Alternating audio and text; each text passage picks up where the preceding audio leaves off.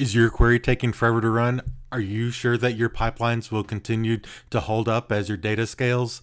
They might run fine at tens of thousands of records, but what happens at tens of millions of records as your business grows? That extra second now may mean 10 minutes or more later. Today, I'm going to show you how to optimize your queries so that you could be comfortable that your queries and pipelines will continue to run quickly and efficiently even as your data grows. I'm Chris, and with 25 years as a data professional, I've seen firsthand just how unoptimized queries can impact a business's ability to make data-driven decisions. So, whether you're dealing with large data sets or trying to improve efficiency, query optimization is the key to scaling your operations. Let's jump right in. You might be asking yourself, why does query optimization matter? Well, writing efficient, maintainable, and scalable queries is important regardless of the size of your dataset. You might experience slow query performance, reporting lag, or system bottlenecks that cause downstream processes to fail. Following these steps that we'll cover today will ensure that your database runs efficiently now and continues to run efficiently as your business grows.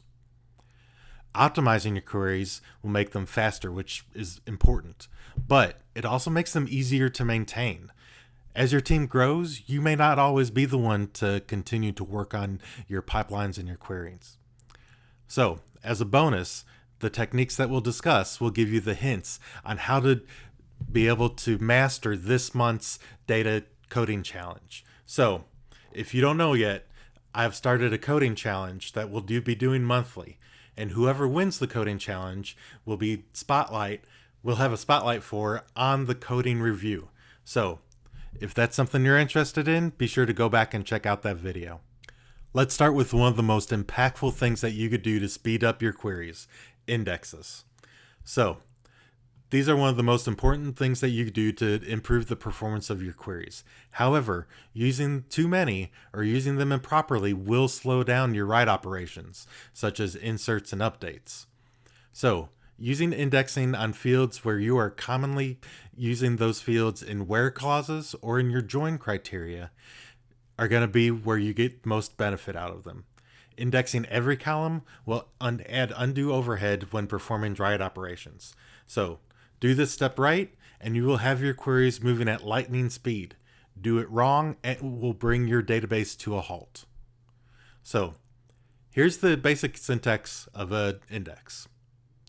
You'll see that here we say create index, the name of the index, the keyword on, the table name that we're indexing, and then within parentheses, the columns that you want to index.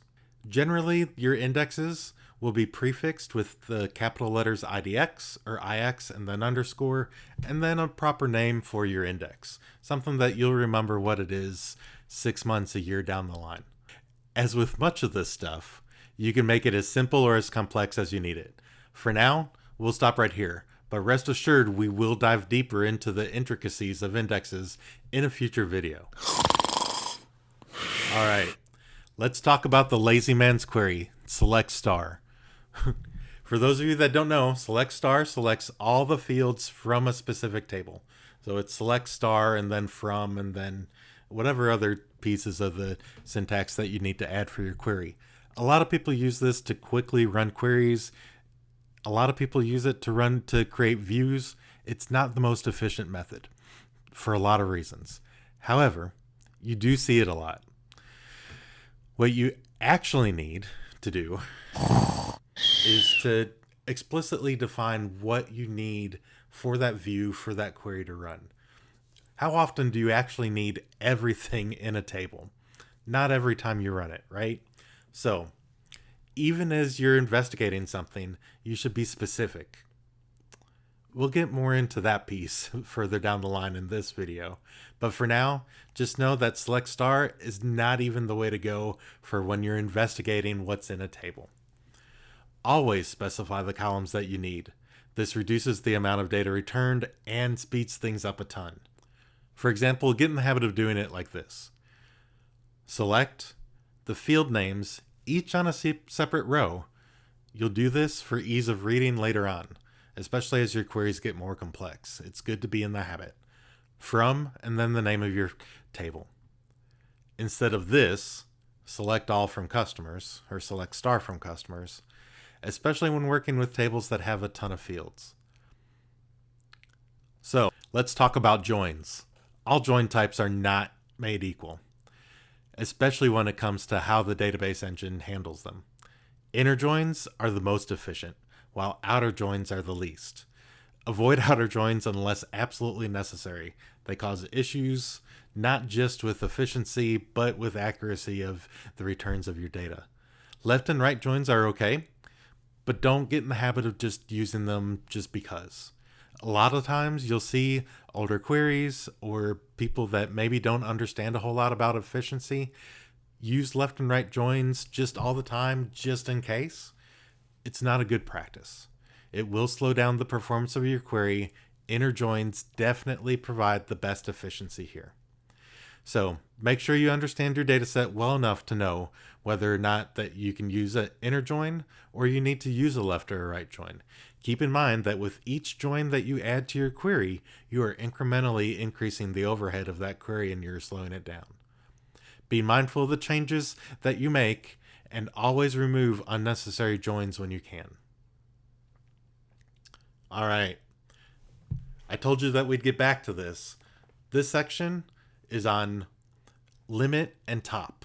So, depending on the SQL that you're using, whether it's Oracle or Postgres or Microsoft SQL Server, you'll either be able to use limit or top. With Snowflake, you could actually use both. But this is where I was telling you, even when you're investigating your queries, don't just say select all from table. Be sure that you're saying select top 10 asterisk from and then your table name. So that'll limit to the top whatever number that you put in there. In my specific instance, 10. So it'll limit to the first 10 records that are in that table. That should give you enough to investigate your table and understand the structure, understand what fields are there, understand the data types, things like that. If you do need more, you could increase that. But sometimes you don't know right off the bat whether you're dealing with a table with hundreds of records or millions of records. So be in the habit of using either top or limit depending on which SQL that you're using. You'll see that we use the keyword select just like normal, the keyword top, whatever the number is, in this case 10, so we'll return 10 records, and then you could say asterisk from customers. If you're looking for a specific field or a specific set of fields and you know the name of those fields, be sure to put them in. It will increase the efficiency of your query. So again, in Oracle, you would use the keyword limit. Limit, the syntax is a little different. Let's take a look. So instead of the top, like before, being with right after the select statement, you'll actually put your limit at the end of your statement. So in this case, select star from customers, limit 10. So again, this will return the first 10 records in that table. If you have a where statement that you're using, you'll also put that before the limit. Limit will be the last thing generally that will be in the list. So top and limit do the same thing. If one doesn't work in your database and you've forgotten which syntax to use, it's probably limit if you start with top. If you started with limit, then just switch over to top. Just remember that they do come in a different order when you're writing the query. Also, be sure that if you do have a specific set of data within that query that you want to look at, you are using your where criteria to limit what's being returned. Again, these things will improve the efficiency of your queries. And if you're writing queries in a database that is operational database, you'll want to be sure to write things as efficiently as possible. Let's talk about optimizing subqueries, and please, please, please avoid correlated subqueries. Subqueries are a necessary evil sometimes, but know that they will slow your query down quick. While a subquery will slow it down because it's running a query once within the context of a larger query, a correlated query is increasingly more painful. A correlated subquery is going to run with each individual record that gets returned in your query. These queries can often be found in where statements as inline subqueries as a field in a larger query. So, if the query takes 2 seconds and you have 1,000,000 rows, well, you could do the math. When you can, try to rewrite subqueries as CTEs. We covered CTEs in an earlier video, so be sure to go check that out if you need a refresher. CTEs are a saving grace of subqueries, so in many ways, including efficiency and maintainability, CTEs can be your hero here. These techniques are practical and something you can go out and apply today. Again, this month's code challenge is up, and these techniques are directly applicable to that code challenge. So, if you haven't checked that out yet, be sure to do so and participate for your chance to be chosen for a spotlight in the code challenge review. That's all for today. With the knowledge you gained today, you can not only improve your query performance, but make your processes more efficient and maintainable as your data and your organization grows. I hope you learned something today, and if you did, be sure to like and subscribe for continued data tricks, and training. Remember, you have until noon Eastern on September 30th to submit your code challenge entries. Don't miss out on your chance to be featured in the spotlight. Thanks for watching. I'll see you in the next video.